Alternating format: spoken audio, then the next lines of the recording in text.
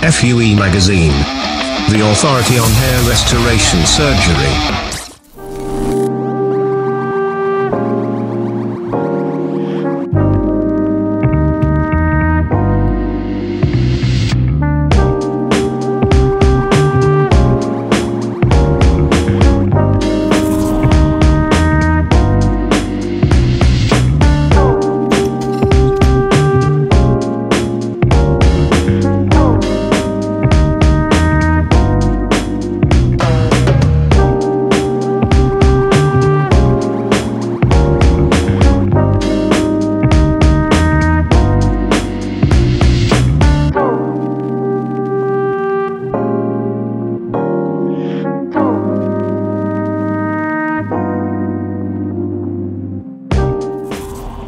Alright guys, we are live. We got Morty on the channel today. Today we are going to be discussing his procedure, hair restoration in general. Maybe get off topic for a slight minute.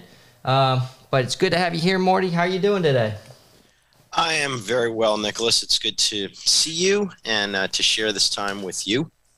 Yeah, I'm glad you can make it again. We had a little problem with our last upload. We lost basically it didn't upload into YouTube because I didn't we lost connection, and we shot for what, an hour and a half, and came back and we're like, oh no, we just lost everything. But I'm glad we get a chance to do it again, and this time we have a backup recorder, so if something does happen with the live feed, don't worry, we'll just upload it later.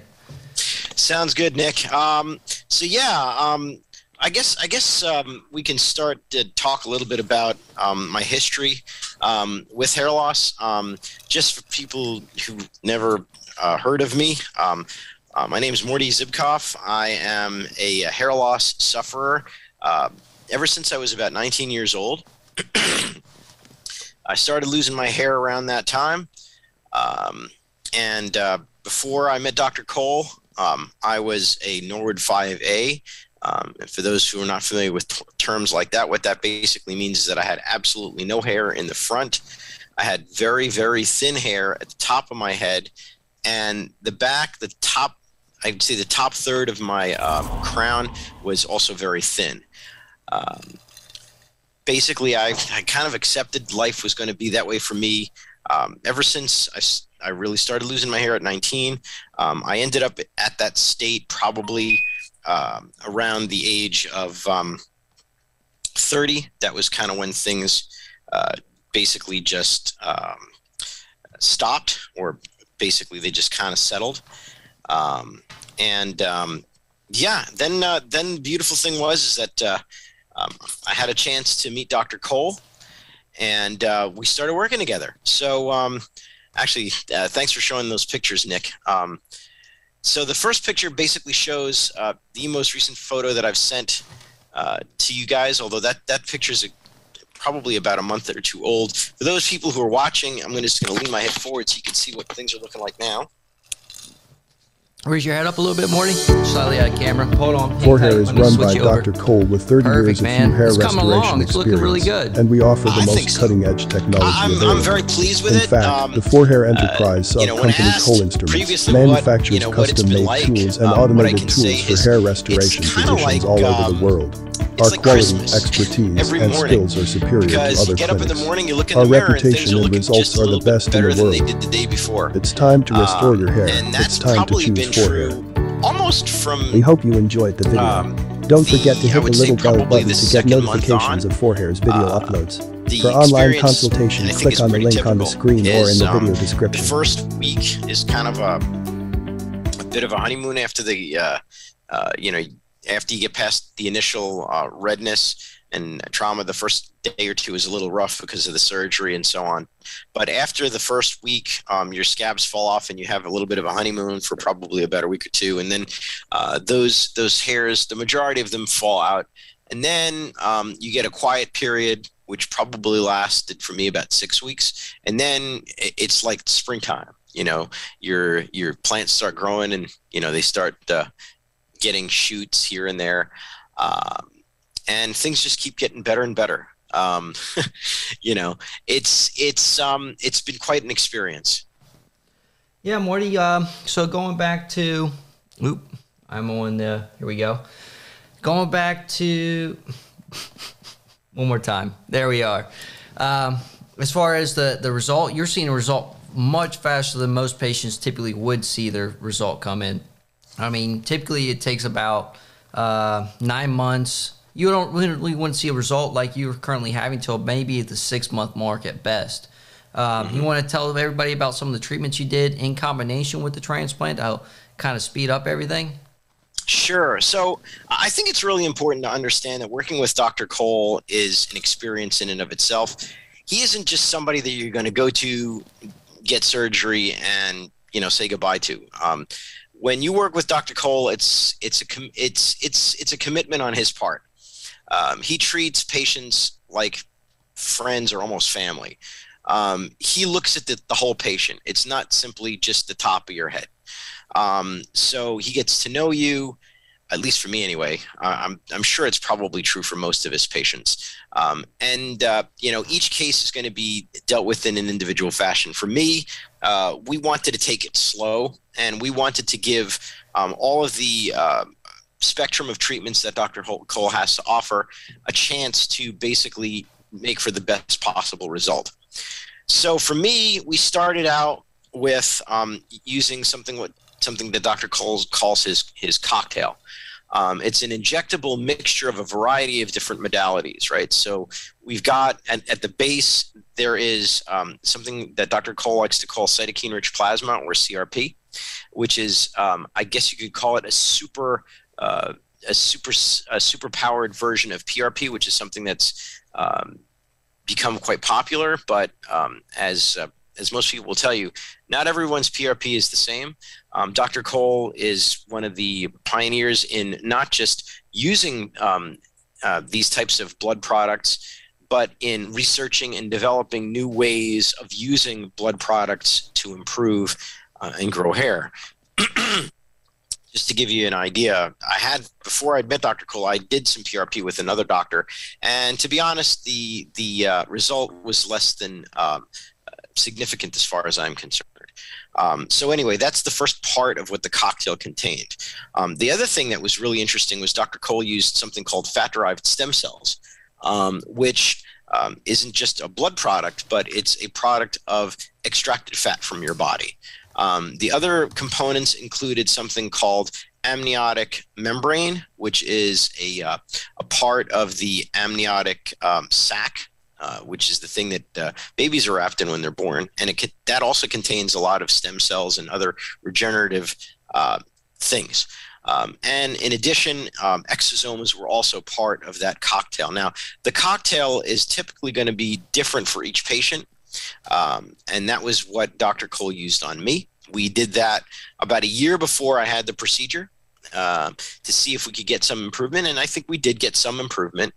It was significant, but it wasn't sufficient. Then about 5-6 weeks before the actual procedure, we did another fat graft, which is basically, again, fat-derived stem cell treatment. And then finally, during the actual procedure, there was more PRP used, and there was also something called CRF, which is going to be the fibrin. It's a kind of clotted PRP treatment, and that was used to aid in the healing of the donor area and also in the recipient to speed up the healing. And I think that all of these treatments combined yielded a really quick result. The hair is growing in, and it is growing in quickly. The other thing that I'm also hoping is that we're going to have a longer growth phase. So we're going to see even more hairs get thicker, and that's going to last months going forward. At least that's the hope. And yeah, I mean, I think that about covers it. Yeah, Morty, I want to show people some of the studies we've been doing on the PRP kits. So if we look at this right here, this chart, over here we basically have an increase in density. The follicular unit density becomes greater, as well as the hair density of a 50% skyrocket at 6 months. What's important to note about the CRP is it lasts about 9 months to 12. It begins to drop off at 9 months. While regular PRP, the Regen, which is the leading kit, if it's a good doctor, they're probably using that. You'll notice there's actually a drop in density. And the reason for that is at the 3-month mark, it's basically pushing everything to anagen, so you're experiencing loss. And you need to come back in and do a follow-up treatment at 6 months, or at the 3-month mark actually, or you're basically just pushing everything into anagen and not getting a significant increase in density. So all that hair that's in the telogen face is shedding, and once it sheds, you got to turn it back on, right? And it's just not lasting long enough to turn it back on. Let's take a peek at this hair density as far as what happens when you do a CRP injection. So this is a little before photo. Initial treatment, and here's after about 6 months post-op, or this is actually 9 month. So at 6 months, you should see this result, and it's going to maintain up until 9 months, and then start resorting back to this by 1 year. Interesting. Okay, so that's interesting. So those red bars were the competition, and they clearly went down even from initial to the 6 months. So it almost seems like not only is the blue bar, which is the CRP product, superior in terms of gaining density, but it almost seems not worth the effort to get the red one, because I didn't see any improvement. If anything, you saw more loss, at least according to that graphic. Am I reading it right? Well, if you're looking at this, I mean, at 6 months, at 3 months, that treatment's no longer effective. Okay, you've basically just shed a bunch of hair. At 6 months, at 3, you need to come back in for another injection to start getting the benefit. Once those things are in anagen, keep them in anagen.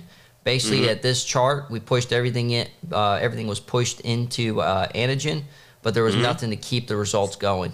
That's why you got to keep going with it. While this treatment's an annual treatment versus every quarter. Interesting. Okay. Well, thanks for that. Yeah, I hope that made sense. Let's see what else we got. That's right. Hey, Morty, I want to pull up a picture of your beard, man.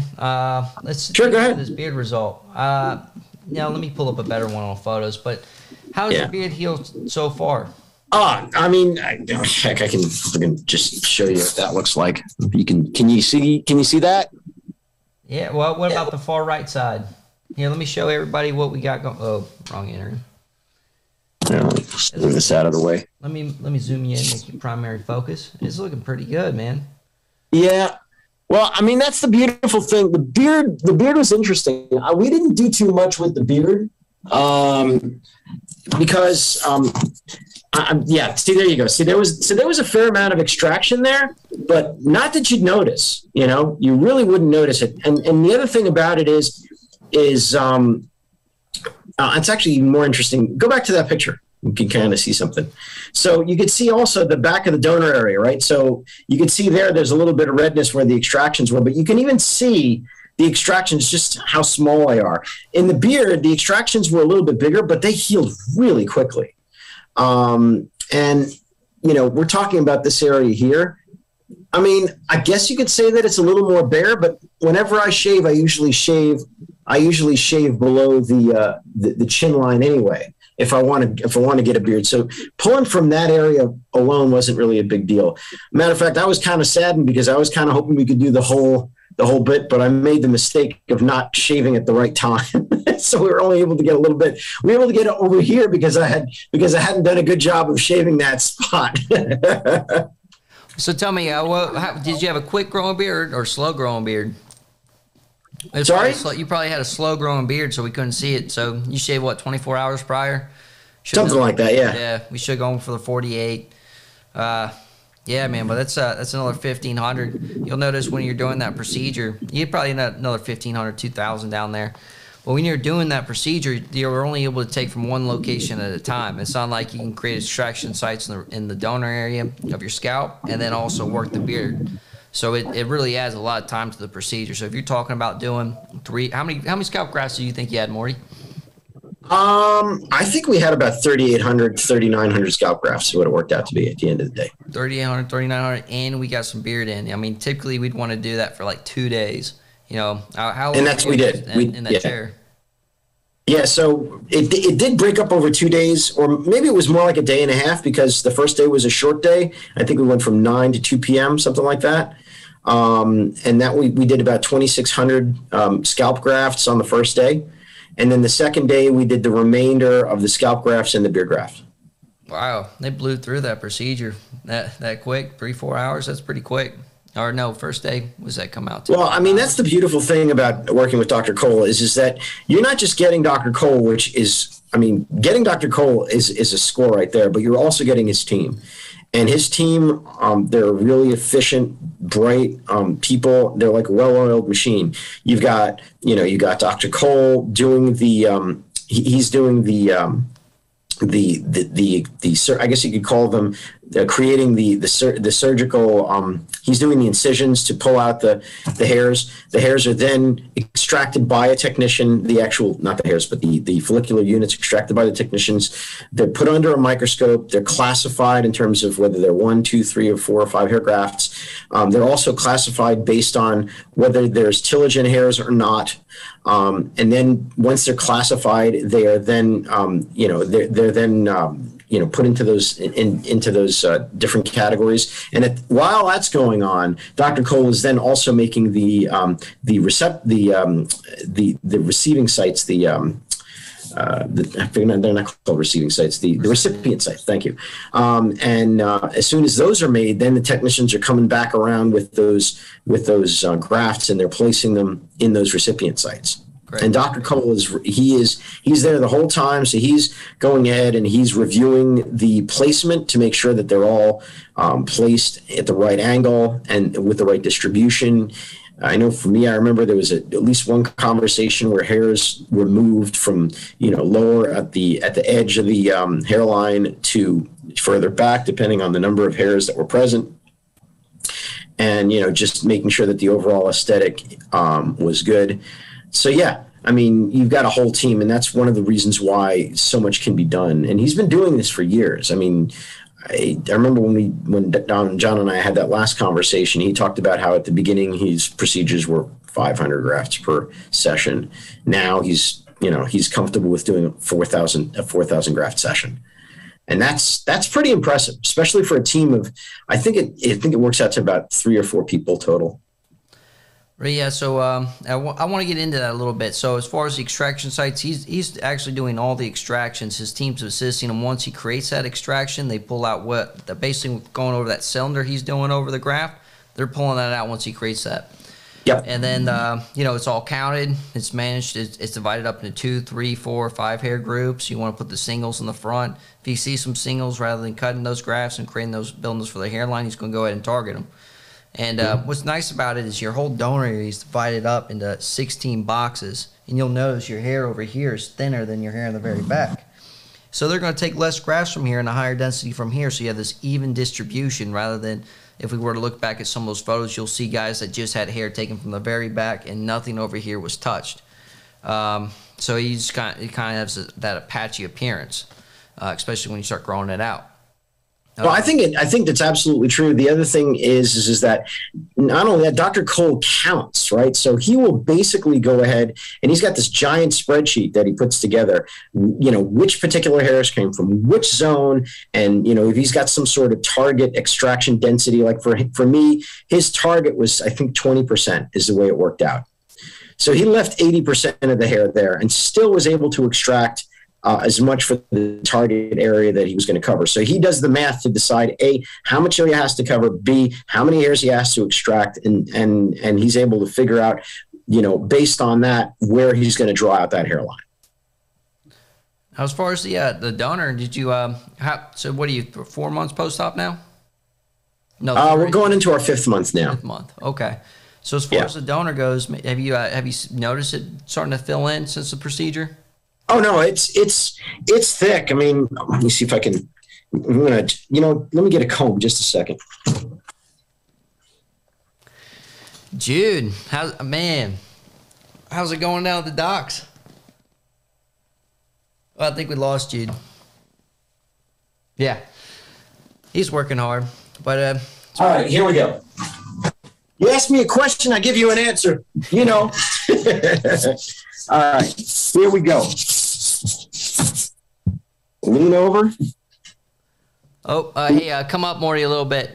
You want to have? Could you turn on some light there? It's a little dark where you're at. Sure.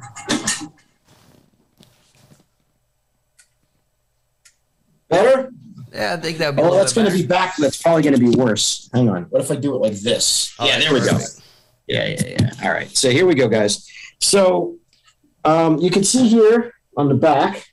Just going to go ahead real slow. Come up a little bit, about 2 inches. There you go. Okay, here we go. Yeah. You can feel how thick that is. It's like nothing was done. Yep. Pretty much. Nice. Yep. So I'm very pleased. Man. I am extremely pleased with the recipient area such as it is, and I'm very excited to see how things are going. I'm going to turn off this light now because now my face is really hot. Hang on. I'll say I think I received photos from you about 3 weeks ago, and it's really starting to fill in too since that time frame. You know, it's another month ago, and your results pretty much almost there. Yeah, you can see here. You can take a quick look.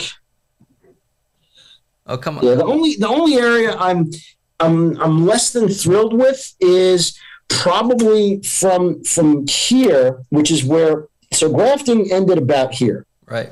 Let me turn the light on. I'm going to pull up your photo to kind of show them where your grafts took place. Yeah. Here's Morty's grafts. I mean, yeah, that's right. Yeah, so you can see. Oh no, that's day one. That's day one. That's day two. Right there you go. A little blurry. Yeah. Well, those was a beard graft placed there, right? Yeah. Next to some scalp. And boom. Yeah. So you can see right here that top edge where the density markedly changes. Like the top edge of the crown, right there. That where that there's that line, which kind of you can see. So I'm gonna just zoom in so you can see what that area looks like now. Can you see? Yep. Oh man, I can kind of tell the beard grafts. You see how they're a little more curly and wispy. Those are growing in pretty quick. Mm-hmm. Nice. So you can see, there was some density placed behind that hard line. Ooh. But it wasn't nearly as high as the density in front of it. Marty, will you show that area one more time? I did not switch images. Okay, sure. Hang on. Actually, let me do this. Let me do it this way so you don't get that hot spot there. Yeah. And you see where it's a little gray there at the top, everybody? Right in the center of the crown. That's a beard graft right there. So see how it's a little more wispy? That's nice. Mm-hmm. No, like I said, I'm very pleased with it. I've had lots of good comments. I'm going to turn this light off again because it's really hot. Yeah, take your time. It's a hot light. It just makes my face wash out to white. But I'm very pleased with the growth so far, and I want to give it the full. I'm going to probably give it the full 9 to 12 months till we get a final result. But what I'm probably going to want to do, and this is of course going to largely depend on what the good doctor has to say, is I'm probably going to want to get a little bit more work done here, and a lot of it's going to depend on what's going to happen through this area in terms of density, because the density is good. But it's one of those. It's one of those things where, the light, in the right light, like the light here, where I don't have a whole lot of top light, it looks good. But if I've got like top backlighting, I'm like, so if there's something that can be done to thicken it up. I like the hairline where it is, though. The hairline is in a good spot in terms of height. Some people might say it's high, but you know what? Like I said, I'm 50 years old. I do not want one of those hairlines that goes like this. That's just silly. And that's really putting your donor at risk. If you start dropping down to that 6th class, you don't walk around looking like Joe Biden, having to put that hairspray in all the time. Yeah, well, I get the feeling that Mr. Joe also probably doesn't do too much with respect to his DHT or his regenerative, because I don't necessarily think, because it takes a lot of discipline and a lot of regularity to do that. I mean, I have a discipline every day. I do what I'm supposed to do. I take my pills, I put my topicals in, I use my shampoo, like clockwork. And in order to be able to do this for the long run, that's what you got to do. Hair loss is not a sprint, it's a marathon, and it's a lifelong marathon. So, if you're not the type of person who can be disciplined with those things, then shave your head. because this fight is not for the faint of heart, man. Well, going back to him, I doubt he'd be able to remember to do it. Yeah, just a second. I'm going to lower this shade because now the sun is coming out. So going back into that topical, guys, I mean, I've been on it. I was on it probably in 2019. I was using it every day, and then I left out for Oklahoma. I went out there, didn't have an address, was doing a ton of construction, jumping city to city. And, by the time I returned home 18 months later, my result was pretty much regressed to worse than what it was before I had started the treatment. So you got to be serious about these things. You can't let it slide, especially at that age, because the thing is that from, and I believe this to be the case, from about 18 to about 30, that's really that area is like the danger zone. If you're going to lose your hair, that's typically when you'll really see it the most, is from that 18 to 30, because that's kind of where I lost most of my hair. And I can't say that I'm a typical case, but I suspect that I am. So under those conditions, that's where you want to be. You want to make sure that you really hit it hard during those years of peak. Those years are your peak testosterone DHT output in your body. Now, the other side of the coin is I probably wouldn't want to do anything really significant like oral until probably around until probably after 25 or 30. But having said that, I would, if it were me, I would have done the topical right from 1920. I would have. More, check out this topical result. You see it? This is this before. Wow. Look at that. Man. His hair up there in the well, no, but that's exactly what you want, right? You want to be in a state where you've got hair that's under attack but hasn't died off yet, right? Because once it dies, it's gone. Look at that, man. That's quite a result. Good for him, man. That's impressive. I met him like a year before this result came in, and I was like, "Listen, you got to try this topical if it's bothering you." He was wearing a cap to work, and he was like, "I just want to be able to walk around and no one make a comment about my hair." And I said, "Listen, try this product. It's worked miracles on guys I known before." And I didn't hit him up. I kind of just let it drop off. He hits me up a year later and says, "Dude, check this out. Thank you so much. You changed my life." I was like, "All right, all right, that's awesome. I'll show you what I got going on." I don't like to use the word miracle, but it works. That's the main thing that you guys need to consider. Now, the other thing that's important is there are topicals and there are topicals. And one of the cool things that Dr. Cole does is he does this thing called the tricho test. And what the tricho test does is, remember how we were talking about some people lose their hair and some people don't, and you could trace it by your parents? Hair loss is genetic, not just whether you're going to lose or not, but how you lose and when it's going to get lost is also genetic. And what is also genetic is whether or not specific types of medical treatment are going to work or not. And the tricho test will give you a good idea about which topicals are going to work better and which medications are going to work better. So, I was using a topical before Dr. Cole and I started to work together. But after we did the tricho test, we found some things different. Like one of the things we found out was that I might be a responder to latanoprost, and that was added to my topical. So I can't say for certain that my hair growth in 4 months has anything to do with the use of the new topical, but I can tell you that I started using the new topical pretty much as soon as I was able to use topicals again. And, the proof is in the pudding. Things are looking pretty good up there. So here, check out, see that guy? That's me. You can kind of see those temporal points receding a little bit. And you've seen some thinness in the mid scalp too. Yeah, exactly. And the crown too. Look at that. See, so we got a better shot of the crown. So I took that from the dentist's office. But one of the things is you can definitely see it starting to go. Oh, yes. And if we turn back onto myself right now. How old were you in that picture? I was 24. So that was a year ago. You can kind of see it's all evened out, right? It's coming in, man. It's coming in nice. I will say I've been off it for 5 days. I went down to, what's that, Isla Mirada, and I forgot my topical. I was kicking myself. I checked my bag like 10 times trying to find that thing, but Yeah, you don't want to play around with that, man. Well, I think 5 days is not going to be like the end of the world. Yeah. So let me ask you some other questions, because there's some other modalities out there that have started to become popular. One of them is what they call in mesotherapy with DHT blockers. Mesotherapy. Yeah. So that's what. Yeah, that's where they inject the finasteride into the scalp, and they'll do it like once every 3 or 4 months. I wonder, because I know that Dr. Cole doesn't talk about it, but it's something that I've heard been bandied about, and I'm wondering what your thoughts are, whether Dr. Cole's looked into it, whether he thinks it's worth doing. I'd have to do some reading on it for you first, but look, $3,200 for a session. How long is it active for? Really? Wow, that's a lot of money. Yeah. $3,200 more than covers a year's worth of topicals, just for people who are watching.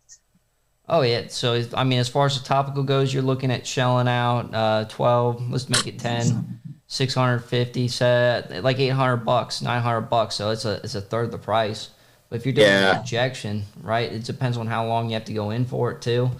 And I don't know why you'd want to inject it. It's just increasing the influx in your blood. Yeah, no, it would definitely go more systemic. That's for sure. Yeah. Thanks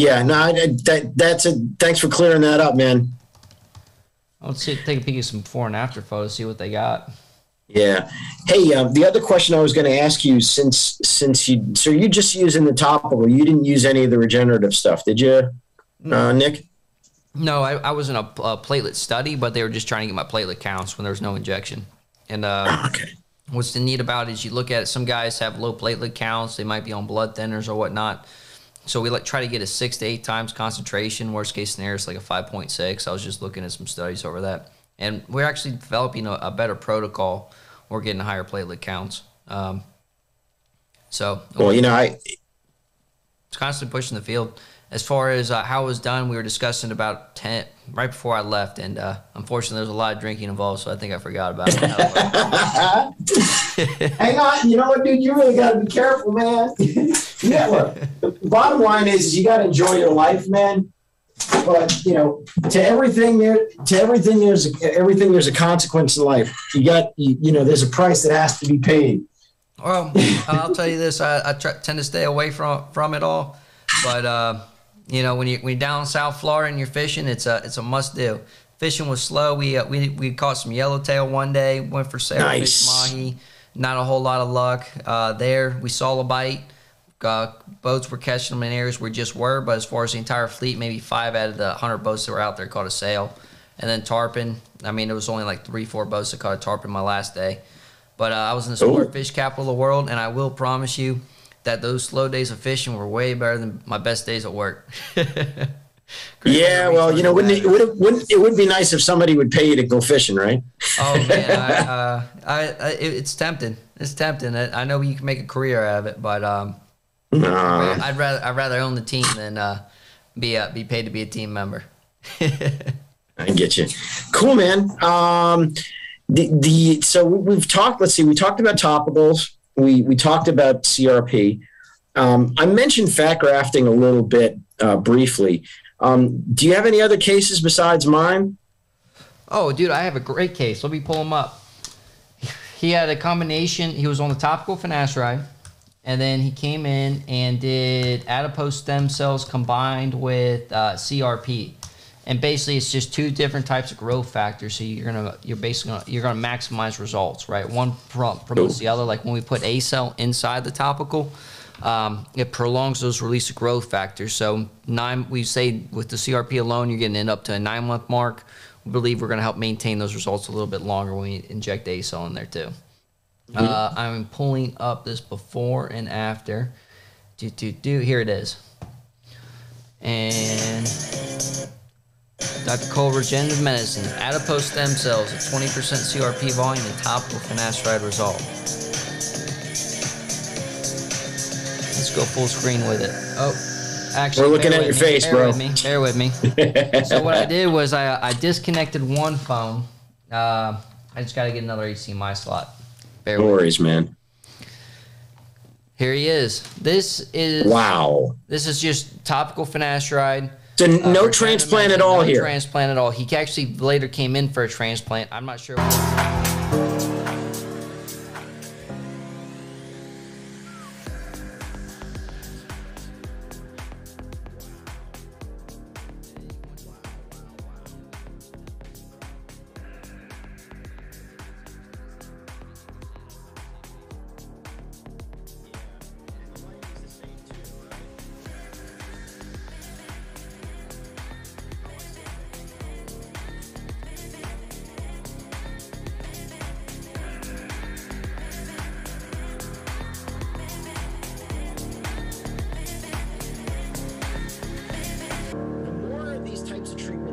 rescue hair that you have, the less transplants actually have to be made. Right. And that allows you to get a lot more aggressive with respect to things like the hairline placement, the thickness, etc. So, you know, it takes somebody like what you saw before, that guy who had a Norwood 7, and basically return him to full coverage. The only way that that can happen is with some of these adjunct treatments, whether they be now, you know, that Norwood 7, he actually had some of those regenerative treatments. It wasn't just topical, right? He came in, he did the CRP, adipose stem cells wasn't available at the time. Okay. Amniotic membrane as well. Okay. So, you know, and this is the thing about it, is if you're going to become a patient of Dr. Cole, understand that what you may get is going to be different than what somebody got a couple years prior, because he's pushing the envelope and moving forward, you know, and moving the industry forward with his new approaches. So, you know, whereas somebody say, I mean, if that guy, let's put it this way, if Mr. Norwood 7 had come in, say, 5 years ago, you probably wouldn't have even taken him at all, I would guess. No, I told him he's not a candidate. I mean, I worked with this guy for like 3 years, and I mean, okay. He asked me every question in the book, and I just tried to steer him in the right direction. You know, I wasn't looking for like a financial gain. I thought it was a lost case. But same time, you know, I know what this dude's going through, and how much it's affecting him, and I want to give him every tool he had available to have a chance to achieve these goals. But not everyone that's in that case should expect to see those results. Absolutely, and it's important. Yeah, this is why it's important that, you know, you have a meeting with a Dr. A who's actually going to see your face. So don't go to one of these places where they're going to give you a quote on a WhatsApp or, you know, some sort of Instagram. Go see a doctor like Dr. Cole, who is going to see you, is going to, you know, run his comb through your hair, who's going to take a look at, you know, your scalp with a microscope, with a high intensity magnifier, and is going to be able to give you an actual proper exam so that he can know upfront whether or not you're going to be a candidate and what the type of results you can expect. He's very conservative. He's not going to tell you a bunch of bullshit to get you in the chair. You know, if anything, your result is probably going to be better than what Dr. Cole sells you on. That's true. We always undersell the procedure, you know. If you over guarantee something, you're setting yourself up for failure. And patients always ask me, do you guarantee these results? And you know, if you got an underlying skin disease or something of that nature, any doctor that guarantees results is lying to you. You know, it's pretty much has a 99% success rate. But if you're that 1%, we don't have a crystal ball for that. Well, the only thing that you can guarantee is you can guarantee best effort. Oh yeah. And one of the things that was really true, at least in my experience, is that everybody works hard and they work. You know, they work professionally, and they are going to do the best possible job that they can for the effort that they're putting in. You're not dealing with somebody who's going to shuffle you off. You know, Dr. Cole is not the type of person to go ahead and, you know, shake a patient's hand and then go off and play around a golf. That's not who he is. No, he's one of those guys that can do unbelievable things, very limited amount of rest, and still produce. I mean, I can't remember. I have a brother-in-law. There's a name for those type of people, but they're like a once in a generation type people. Not necessarily once in a generation, but there's very few people that can do what he does. I mean, Elon Musk would be a prime example. I think that guy's sleeping very little, sleeps at the office, just work, and that's all he cares about. Now, just for those listening, Dr. Cole, I don't think Dr. Cole did Elon Musk's hair transplant, did he? No, I can't. If I knew that, I couldn't disclose it, but I don't know who did his transplant, but it looks good. Whoever did it. Yeah, he had a strip procedure done. That's how I know it was probably not Dr. Cole. We can get him in for a repair. Right? Okay, Nick. I think we've covered about all of it. Is there anything else you want to add, or? Other than that, there was something else on my mind, but we started talking about Elon Musk. I started thinking about stocks. Hey, I bought some bank stocks from JP Morgan. That stuff's going up right now. We'll see how that carries out. Yeah. What we got? As far as hair restoration field goes, I wanted to mention, did we talk about low broad? We were getting into low broad hairline. Actually, what we haven't talked about is we didn't talk about the slap heard around the world. Oh yeah, good old Will Smith, man. What's interesting about it, if you don't have hair loss, you kind of join in on the joke. It's kind of funny to you. And you saw during that video initially when Chris Rock made that statement, Will Smith was laughing. He looks over at his wife and he's like, "Oh no." And then he decides to get involved. But what the unfortunate part about it, hair loss isn't something you can really control, right? And, if a guy loses his arm, you're not going to go up to him and say, "Hey, you cripple," or you shouldn't, and be very insensitive. But people have no problem targeting hair loss, even though it falls into the same concept. So it's really too bad. But the good news is it's promoting sympathy for people that are experiencing it. And I think it was more beneficial than it was negative as far as final outcome. Yeah, I tend to agree. So since I brought it up, I know we've had a bit of a sausage festival here. Why don't we talk a little bit about some of Dr. Cole's female patients?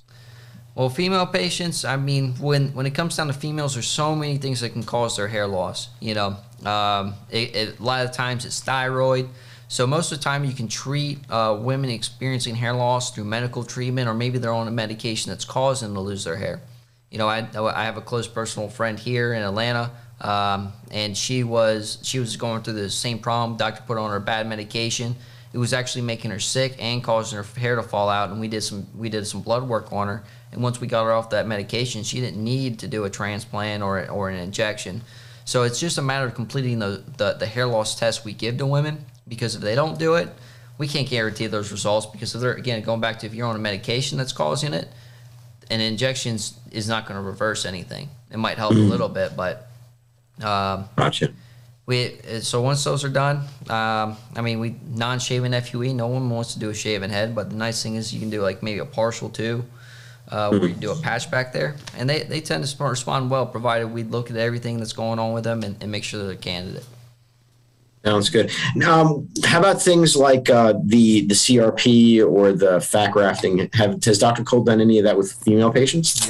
Yep. We have up in New York. We have a few women patients that come in annually for those treatments. Cool. Some girl. I actually just had one girl. She was 19 years old, experiencing some thinning. She came in for CRP injection from some Arab country. I can't remember which one it was, but she flew all the way to U.S. just to get this injection. It's not available in Europe. Europe's not caught on the regenerative medicine, and I think ACell might be banned over there, and that they don't really research their PRP kits either. Been trying to push some Turkish doctors onto getting involved in it, but they don't want to spend the money. These kids cost more than what their day's labor does. Yeah, and that's an interesting side note about doing things like medical tourism with respect to getting hair transplants and other types of medical procedures. One of the things that people who are in the United States who are considering doing things like going to India or going to Turkey or even going to Mexico is they have to understand that we have laws in this country which basically protect consumers of medical procedures. We have malpractice law. We have malpractice insurance that doctors have to maintain in order to be able to practice medicine. And those are the kinds of things that you're not going to be able to have. Those types of protections don't exist for you if you go out of the country for medical procedures. So God forbid something happens. And I mean, this stuff happens every day. I saw an article, somebody in Brazil, for example, he went ahead, he had a procedure done, and then he died overnight. He had, there was another story of somebody in India who basically he got a procedure done, and he ended up developing a really bad, what do they call it? Flesh-eating virus, I guess flesh-eating bacteria, and then he died. Those things can happen over there. Not only that, you could have something which is less than deadly, but just as damaging. Things like you can have necrosis, where part of your scalp literally dies, and you have really no recourse, right? You've got some doctor who's half a world away. What are they going to do? They're going to treat you through WhatsApp? Is that really, God forbid, if you need to get some sort of restitution, you've got no legal recourse at all. So these are things that people really need to consider before they get on a plane and, look at that really cheap $3,000 deal that includes hotel and meals. They need to really consider that, because, it could be a fun vacation, but it'll be a vacation that can stick with you for the rest of your life. Is that what you want? I don't think so. Well, getting into that too, though, I mean, I'll give the patient a little bit of an education as far as malpractice suits go, especially in the U.S. We've done some very some clients that are very high value in the industry as far as representing malpractice and whatnot. And as far as the field of hair restoration goes, you may spend 10, 15 grand in the U.S., and if none of the results come in and it's complete failure or the technicians do it, what you can do is report it to the medical board, and they'll come in and investigate. But let's say you want to get your money back, you can sue that doctor, but the amount of money you're going to be paying to that lawyer, you're basically going to break even on your lawsuit. So a lot of the lawyers won't even take up the case unless you're fine with just hurting the doctor and not necessarily getting any compensation for it and going through that big legal trouble. So I'm not saying that you should. And again, I think you kind of spoke to the fact that there's really no guarantees with this. What I'm really referring to is that that's not even an opportunity for a foreign doctor. Yeah, I mean, you're not, if you do it over there and it's botched, oh well. Sorry. Yeah. They're not going to get you an antibiotic in the U.S. You're going to have to go see someone else. And, fortunately, the medical industry here, if you saw another doctor, they'd be happy to set you up with that. I mean, if you called in and had a procedure elsewhere and said, hey, I have a real bad infection, send some photos, I'll call you in a script. Or I'll have the doctor call you in a script. But you're not going to be able to get the medical treatment you need here if things start taking a turn for the worst. Yeah. So, it's something to think about if you're going to go overseas. Do not, do go in with your eyes open. Understand the risks that you're taking. There's nothing safe in this world, but you owe it to yourself to understand the risks.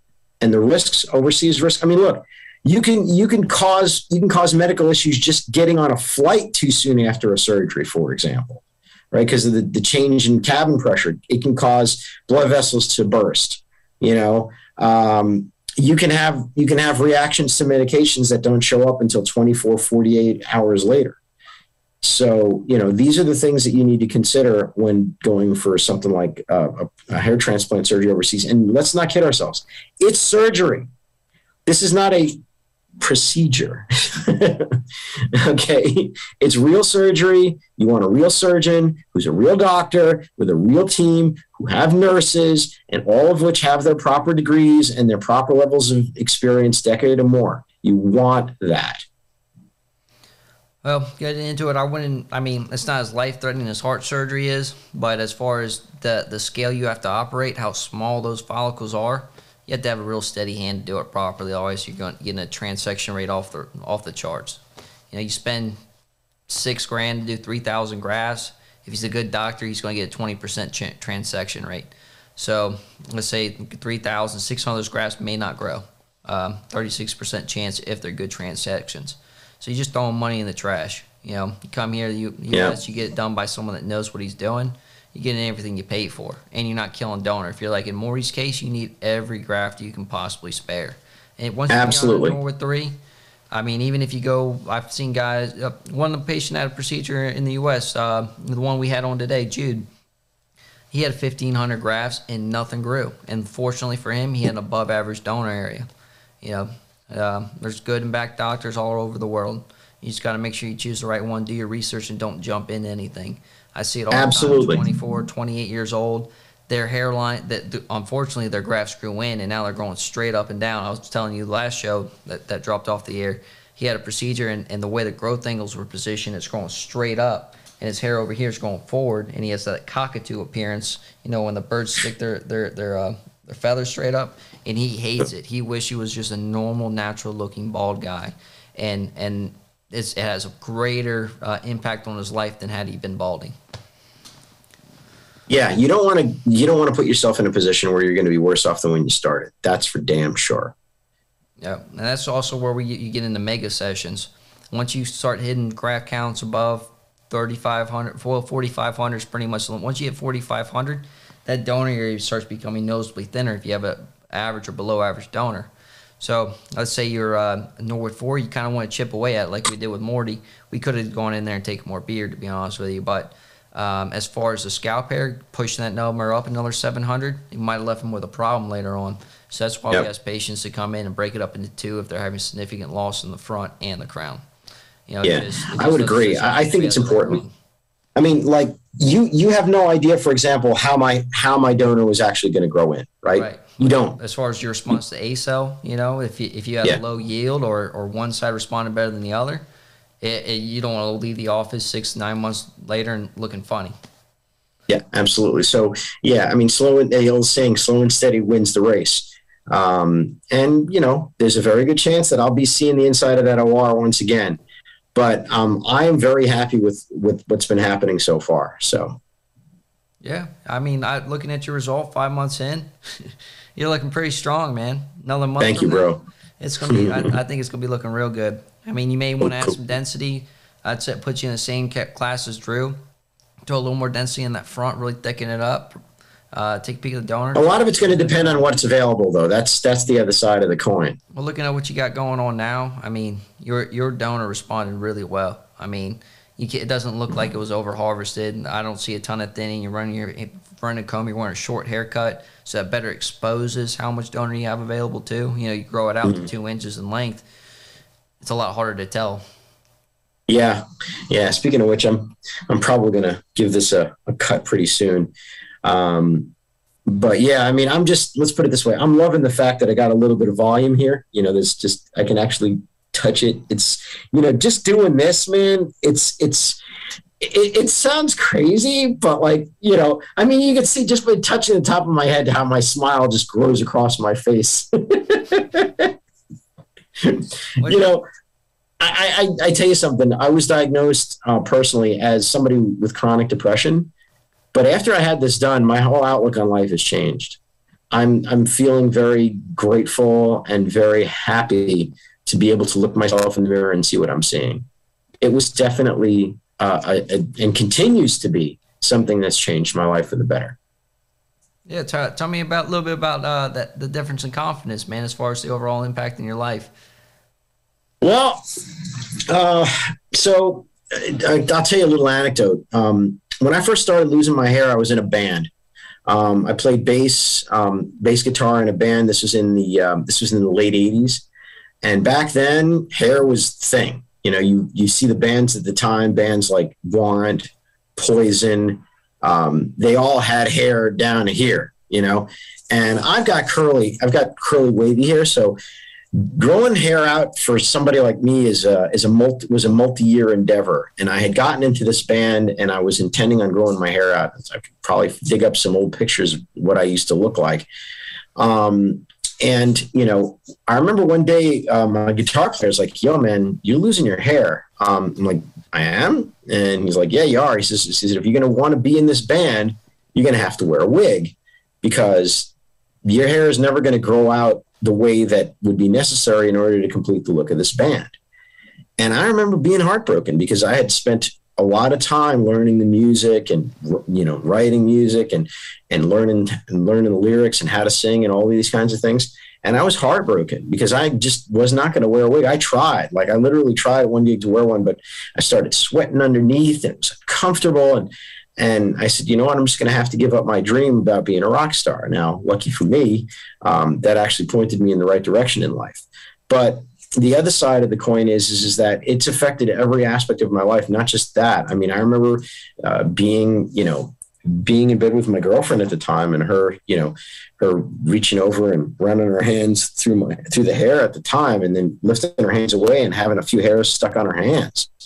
And the look of shock on her face when she did that. And she said, I'm sorry. And I was like, nah, it's okay. It's just what happens. And we ended up breaking up not too long after that. So yeah, man, I mean, to say that hair loss affected me emotionally is an understatement. Now I was able to find a way to cope, and the way I coped was just to keep it really, really short.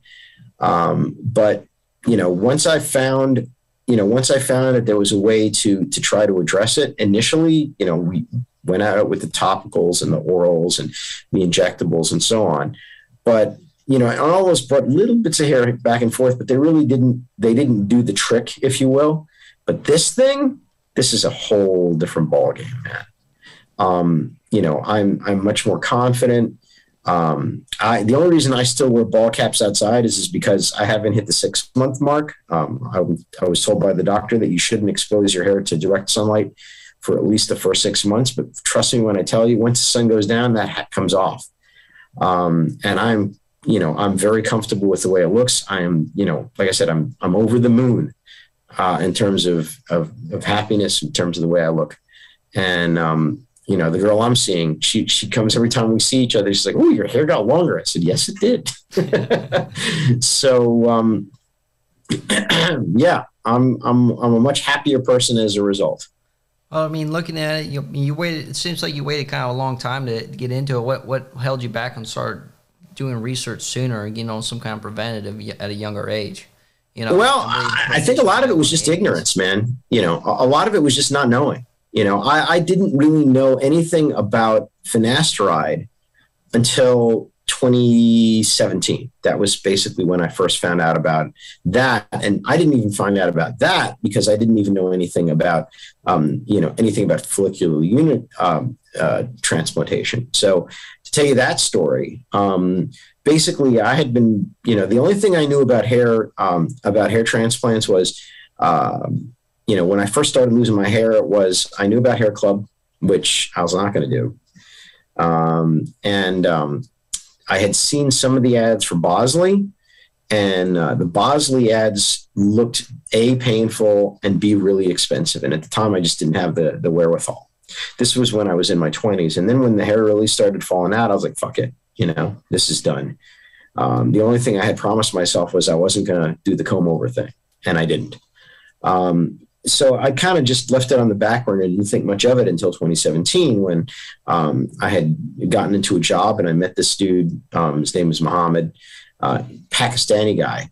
And he had a big old bald patch, but he had a halfway decent hairline. And one day I'm like walking down the hall behind him and he had a recent haircut and I saw he had a linear scar, the happy face scar in the back of his head. And I asked him, I said, dude, what's that scar on the back of your head? He said, oh, I had a hair transplant. I said, really? And then, he told me where he had the transplant. He had it done on the hairline. And I looked at his hairline and I said, that's a transplant? The only thing I knew about transplants before then was the multi-hair graft transplants of the 1980s. There was a guy that I had seen in a diner. This is going on, like I said, in the 1980s when I was in my teens. And I'd seen this guy, he owned the diner. He had a Greek guy, very jet black, thick hair. But he had the front done and he had this plug, exactly. And he looked like he had doll hair on the front of his head. He had these chunks of hair growing out with big spaces in between. And I said to myself, man, if it ever comes down to it, I would rather shave my head and keep it really short and just deal with being bald than having a look like that. And that was kind of when, that was as much as I knew. So the whole idea of planting individual follicular units was something I hadn't even heard of until 2017. After that, the next thing I did was I started doing the research on the internets, right? So I basically went online and I found out about the IAHRS, the International Association of Hair Transplant Surgeons. This web TV show called The Bald Truth, which goes on every Friday at 6 p.m. And I started watching those two guys, Spencer Coburn and Joe Tillman.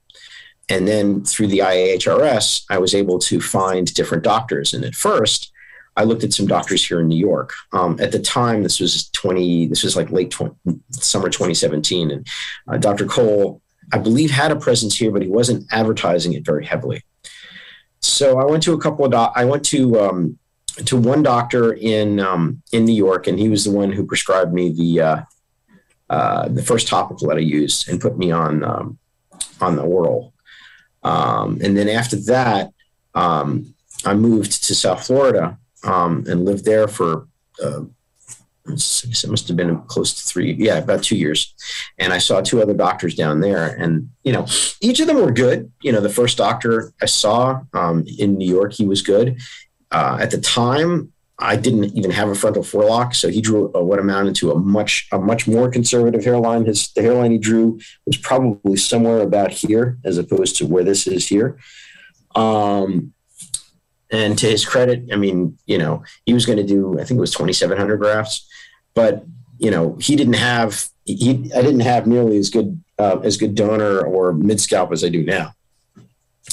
So, in the end, the cost and the end result didn't really please me in terms of placement. And so I just decided to give these topicals a try. Then I went to see some doctors in South Florida.